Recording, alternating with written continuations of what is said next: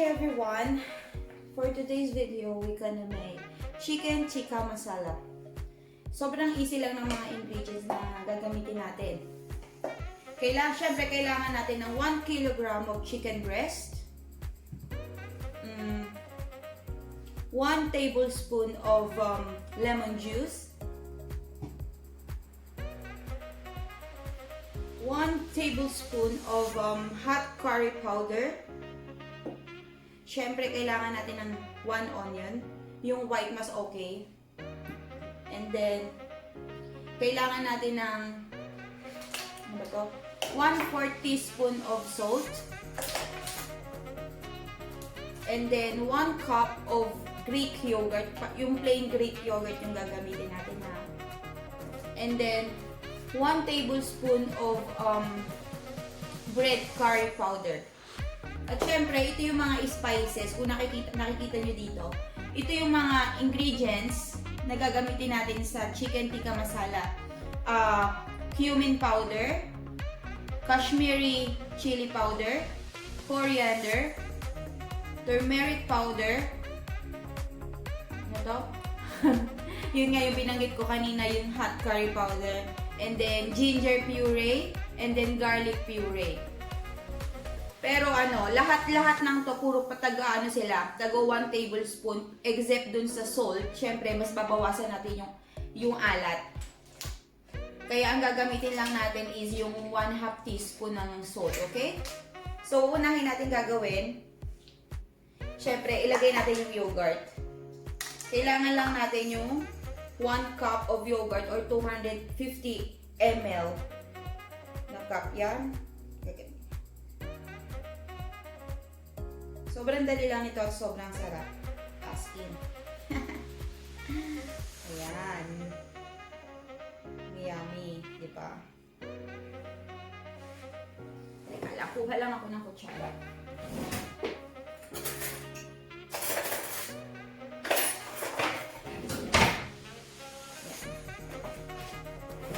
Lagay na natin siya sa chicken. Para i-marinate lang siya ng 24 hours. Ngayon, ilagay ko na yung yogurt. Sunod naman natin yung mga spices. Ayan. Lalagay ko na yung Kashmiri chili powder. Ayan. And then, yung cumin powder. And then, yung hot curry powder, turmeric, yung ginger puree, and then yung garlic puree. Kung makikita nyo, iniwan ko dito yung coriander kasi mamaya natin ito gagamitin kapag kasi kailangan natin siyang pagkatapos natin siyang i-oven, kailangan natin siyang igisa sa coriander and onion. Ayan. Ngayon, imimix ko na siya. Pero syempre, huwag natin kalimutan ang tawag dito, yung salt.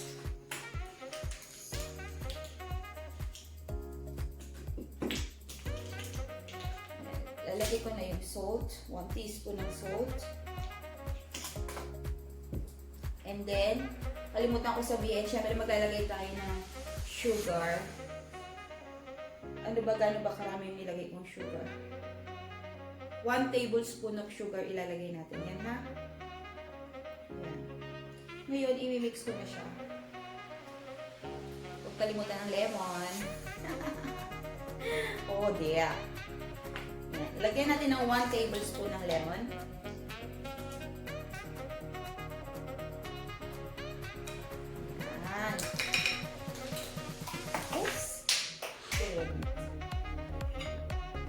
Haluin na natin para ready na siya i-marinate.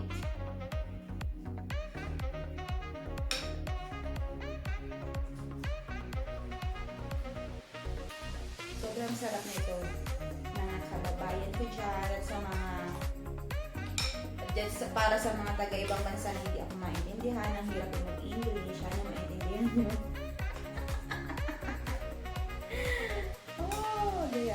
bango niya. Sobrang bango.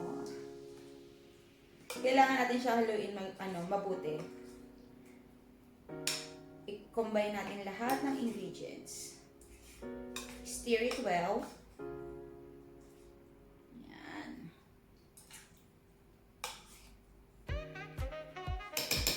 Lagyan natin siya ng black pepper to taste.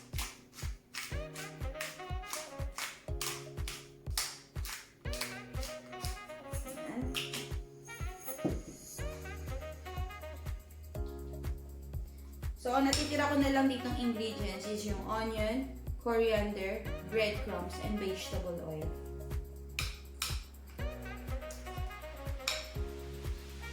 Okay. Yan. Bango.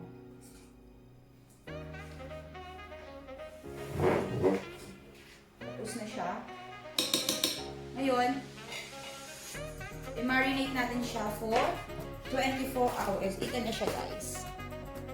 Kita nyo? Di ba? Ang sarap. Tingin pa lang, ulam na. Kaya, see you later. And then, I will show you the outcome na gagawin natin chicken tikka masala. Bye!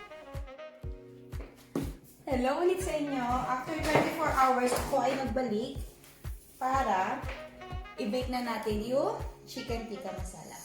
Maglalagay muna tayo ng oil. Kailangan natin i-grease yung, ano tawag dito, baking tray natin. Ayan. Kailangan natin siyang i-grease. Ginamit ko na lang yung may natitira pa pala kung konting vegetable oil. Ayan. I-grease na natin. Siyempre para hindi siya magdikit-dikit. Diba? I-grease ko na siya. Actually, nagugutom na at gusto ko lang kumain nito. Sabayan mo pa ng curry rice. Ay, sobrang sarap. Lagay na natin yung minarinate natin chicken. Ayan, look. Oh.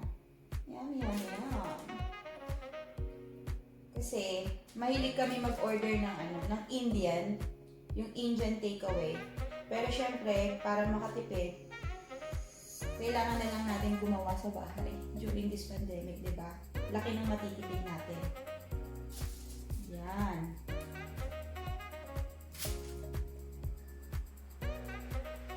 Ano lang, siguro magkano ba nagastos ko dito? Siguro mga 10 pounds. Mga ganun lang. 10 pounds. Sa Philippine peso, nasa 600 siguro. Luluto lang natin siya ng 40 to 45 minutes. Then after that, ipapakita ko sa inyo kung paano sunod yung gagawin. Para matapos na natin yung ginagawa natin cooking show. Sinasama ko yung asawa ko sa video kaso ayaw niya. Camera siya, daw siya. Kaya ako na lang.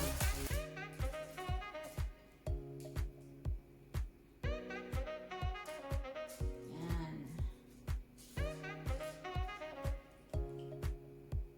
Okay na lang. Okay. Ayan na. Okay na? Nailalagay ko na siya ngayon. Sinet ko na yung oven sa 180 degrees for 40 to 45 minutes, okay? Pero i-check nyo pa rin siya kasi depende pa rin siguro yun sa oven na gamit nyo. Kaya i-check nyo pa rin siya. Kapag medyo ma-brown na siya, alam nyo na yung luto na. Tapos tusukin nyo lang siya ng yung toothpick, titignan nyo para kung luto na, okay? Kaya, see you again later, okay? After 45 minutes. Bye! Ayan guys, luto na siya after 45 minutes. Tinatransfer ko na lang siya sa isang plate para pakita ko sa inyo kung paano ko siya gagawin, ha? Balikan ko kayo ulit, okay? Ayan na siya. Na-transfer ko na siya from oven to plate. So, ito na yung sunod kong gagawin. Papakita ko na sa inyo. Ayan. Ito na. Papakita ko na sa inyo kung ano gagawin ko. Ayan. Ilagay nyo lang siya. I-fry lang natin siya ng konti. Yung medyo, ano na siya, medyo crispy. Ayan. Fry lang natin siya.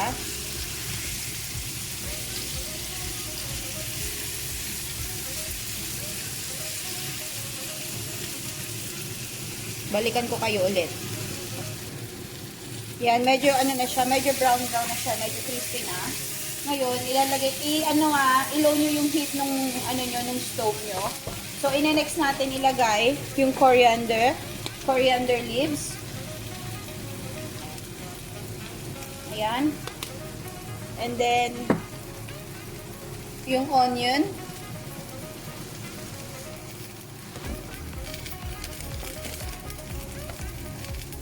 Tsaka konting, natawag dito, bread crumbs.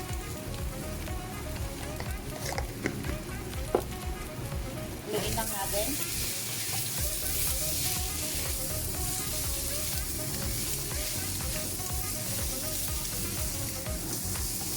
Kita nyo ba? Sarap. Yum, yum, yum. Lagyan lang natin ng konting oil kasi natutuyo siya.